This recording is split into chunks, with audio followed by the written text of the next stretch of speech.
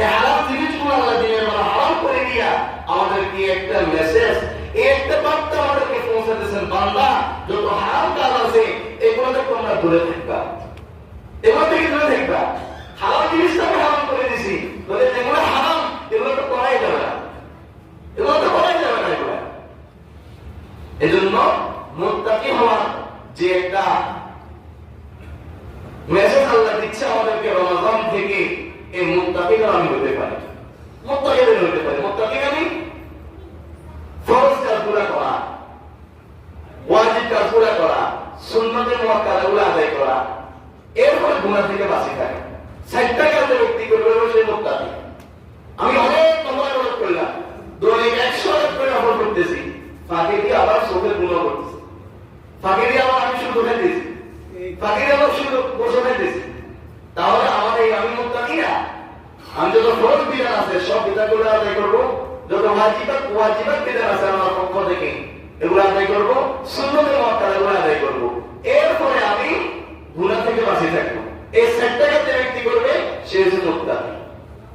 মুত্তাকি মানে কি? এই 60টা কাজ করার পরে আমার তাহাজ্জুদ চলবে না, আমার ওয়াজি চলবে না, আমার কোনো মহানামাত চলবে না, কারণ এই 60 কাজে আমাকে সব ইবাদতগুলো করার জন্য উদ্বুদ্ধ করবে। এই 60টা কাজ হচ্ছে মেইন। আল্লাহ তাআলা আমাদের সকলকে মুত্তাকি বানায় দেন, সবাই বলি আমিন।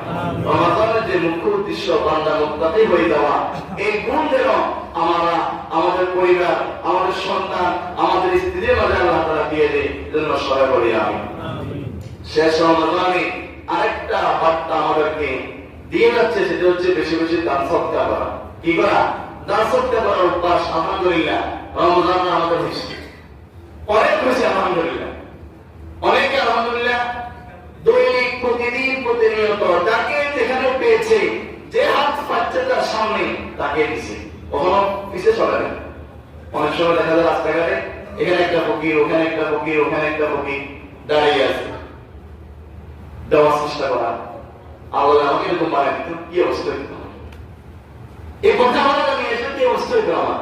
2 টাকা হোক, 10 টাকা হোক, 20 টাকা হোক, কাউকে মাহরুম করতে নেই, নাই ভিন্ন কথা, কিছু না বলা। ওদের সুস্থ মানুষ, সে আমরা করতেছে করো, তাকে একদম ধিক্কার দিই বলার দরকার নেই। উপস্থিত তার মান নষ্ট হবে, সম্মান নষ্ট হবে। একদম মুসলমানের মান সম্মান আল্লাহ কাছে অনেক অনেক বেশি।